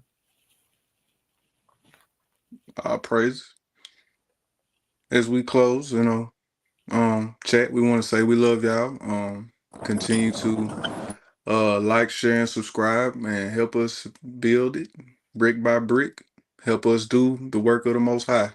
Cause we don't ask for money. We don't ask for if you choose to give us a donation, hey, that's squarely on you. We gonna do this regardless because we're doing it for a greater purpose. And we just want to say that we love everybody and we appreciate y'all for uh being with us in the midst of this walk. And also jumping into that, we're gonna jump into the shout outs. Brother But I Stephen, got wanna anything to okay, yep. Yeah, man. I just want to say, you did a great job with the lesson tonight, Hebrew. Man, super proud.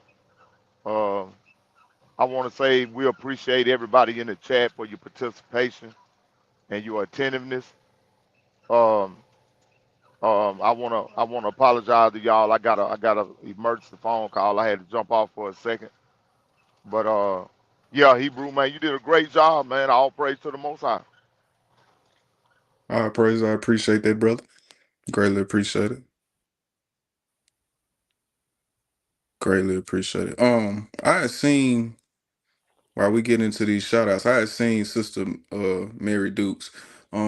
Sister, we are working on your question. We are having to do a lot of deep research because we don't want to go about it in the wrong way, and we want to try to be as helpful as we can be with the question in which you asked us. Now, we also are going to touch on the other things that excuse me. We are also going to touch on the other things that everybody else had asked in the chat, but I just wanted to let you know personally that we are doing the research, the proper research to give you the best answer that we can give you. So please bear with us, and I want to give you a personal thank you and shalom for being with us. I know you're new here, but we show love to everybody from Mm-hmm. day one to just getting here, you know. So it's just our praises, and let's get into these shout outs. I also want to give a big shout out to my brother BG, because hey, I this is one of the brothers that probably literally watched me grow up. So he knows a lot of the changes that I didn't made in my life. And for him to sit here and be amongst us, be with us, I'm proud of that. I'm happy for him. You know what I'm saying? I'm happy that we're all making the changes that we feel are necessary for our life. So a big shalom to him, big shout out to him. Shout out to Notorious Hebrew. Um, Mm-hmm. I always appreciate the commentary that you give. I really appreciate it, and I'm happy that y'all here. Um, Sister Shonda, shout out to Sister Shonda. Sister Arlene, shout out to Sister Arlene. Shalom to you, Sister Jim. Greatly appreciate y'all. Shout out to y'all, Cindy Carr. Shalom, sister. Happy to see y'all. As always, Brother Cortez, shalom to you. Shalom to you. Very thankful I'm always happy when I see you. Just know that, Brother Cortez. I'm always happy about that. Um, who else we got? We got somebody new. Well, she's new to me. I don't know if she's been in the chat before or not. But Sister Terry White, shalom to you. We're That's glad my that you sister. That's came. my sister. I'm glad to see her here. Okay, okay. Well, shalom, Sister Terry. Come back. We very you're always welcome, and we happy to see you. Um, who do we else we got? We got Dark Black Tea. Shalom to you, my brother. Sister Quay, shalom to you. My rib was in here tonight. Lexus Grice, shalom to you. Thankful for to see you in here. Very happy for that. Um, I think I seen a yep, Crashadonia. Mm-hmm. I think that's Crash, man. Shalom to you, brother. Happy to see you in Yeah. here. You know, happy to see everybody in here. Did I miss anybody? My brother Kanaz was in here earlier. Okay. Shout out to Uh, brother Kanaz. yeah, Shalom to him yeah, as well. sister Jim, Mm-hmm. Shalom sis, sister Cindy Carr, He hit all of them. Shalom. Okay, okay, you hit them. Mm-hmm. I Mm-hmm. seen Okay, Sister Shonda came in. Mm-hmm. okay. You got Mm-hmm. sister Arlene too. Yep, Arlene Foster was in here. Shadara Yah, War Yaz was in here earlier. Yep. Okay, sister Mary Dukes, you got her.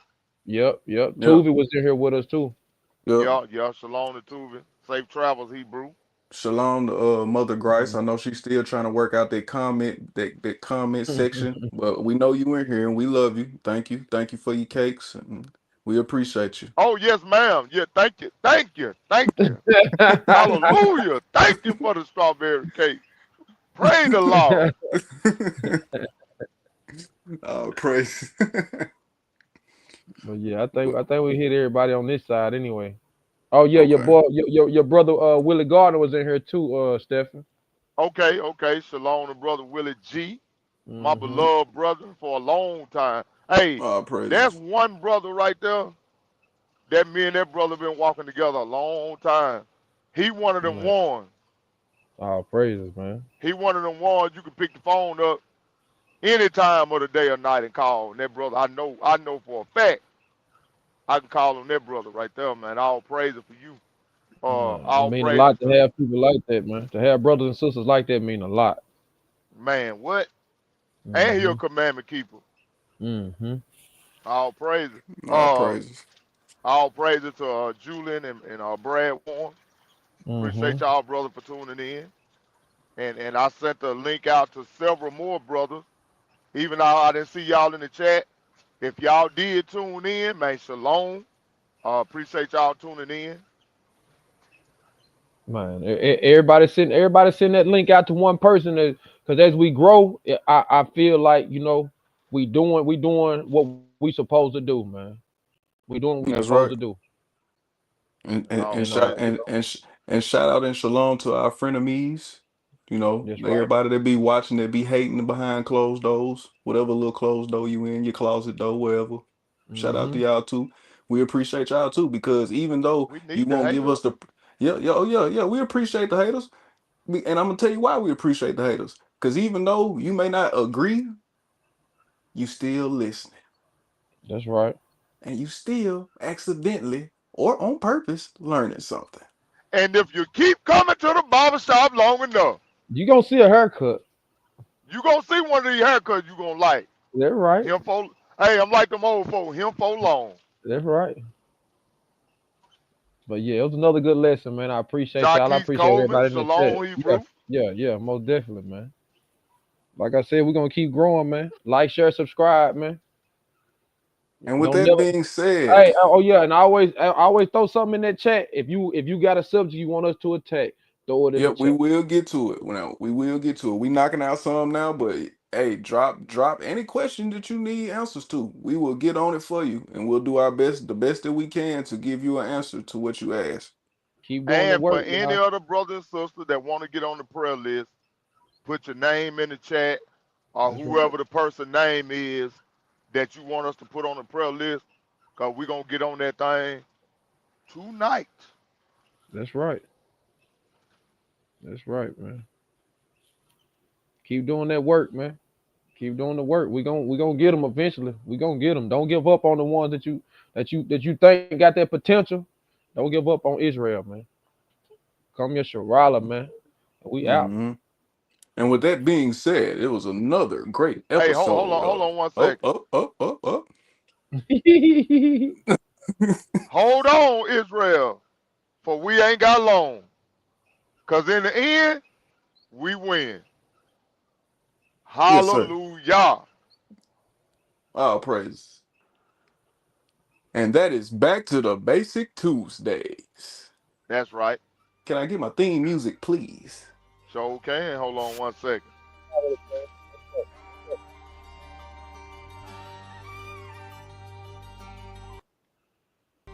I just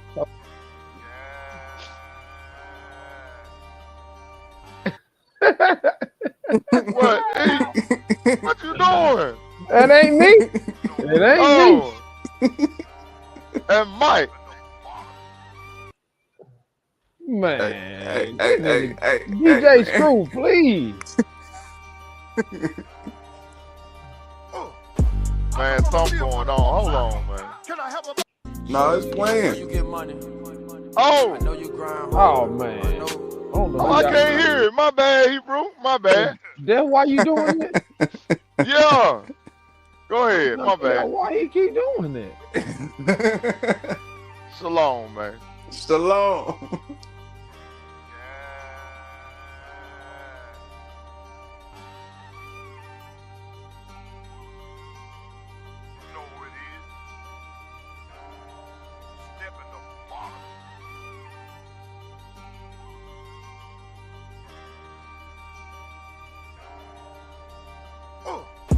I just wanna live for the most high. Can I have a body with no miles on it? Put the spirit in me so I can't die. Tired of seeing faces with no smiles on it. We can only correct our flaws through commandments and statutes and laws. That should not kill, that should not steal. We have to follow them all. Get your understanding through the precept. Not up online, that's the concept. Here's just a little, there's just a little. Repenting from sin is the first step. The word in my mouth like a enamel. Christ coming back like a phantom. It's harder for a rich man to get to heaven than it is to get through the aisle with a camel. Tell the children get ready for slaughter. We dropping these spiritual martyrs. This for Eastside Sounds Eastside and his Sounds daughters. and his For the daughters. iniquities of their fathers. Yes, I wrote the redemption, see God in repentance while praying for vengeance. Put in work out fulfilling his vision. Make the nation bow down to the remnant. All of the Anthony Oscars, foot on their neck of an Oscar. Heathens committed to treason, invited to slaughter of Basra. This ain't Big Pharma, dying no script like a doctor. Proud to be part of the roster, covered by the most high armor. It's an honor, watch their eyes of torment while they stuck in their posture. We promise salvation, they giving damnation. Vengeance granted to the saints for their patience. Follow his will, eternal life, embrace it. The last will be first at his celebration. Chase it, no hesitation. Send me the orders with a body David. From the cliffs of the rock, rip out their faces. Follow God's law, receive death as payment. Romans 6:23 translated. Tell the children, get ready for slaughter. We dropping these spiritual martyrs. This for Esau, his sons and his daughters. For the iniquities of their fathers. This our road to redemption. See God in repentance while praying for vengeance. Put in work out fulfilling his vision. Make the nation bow down to the remnant. We ain't preaching, we teaching to follow the law. Teach them dogs about that, make them fall on they paw. Precept pure and uncut, give it straight to them raw. Break the script down like molecules, all just for y'all. Let I name it like I said that what you born do. Everything I'm saying be super just like I'm Goku. The day I said I was an Israelite, I took an oath to. Teach all of my folk to stay afloat just like a boat do. See all them fears that we went through, they didn't fear us. I'm in love with his presence and the gift he gave us. Thinking about all of the false idols that we made up. I'm still amazed at all of the graces that he gave us. Make sure that you study for yourself and don't just take the word that we say. Keep a lot of Israelites around you like a feast day. Follow all the law, just fight with the Pope and precinct. Pray to y'all promise, so send all of your prayers to East Way. Tell the children, get ready for slaughter. We dropping these spiritual martyrs. This for Esau, his sons and his daughters. For the iniquities of their fathers. This our road to redemption. See God in repentance while praying for vengeance. Put in work out fulfilling his vision. Make the nation bow down to the remnant.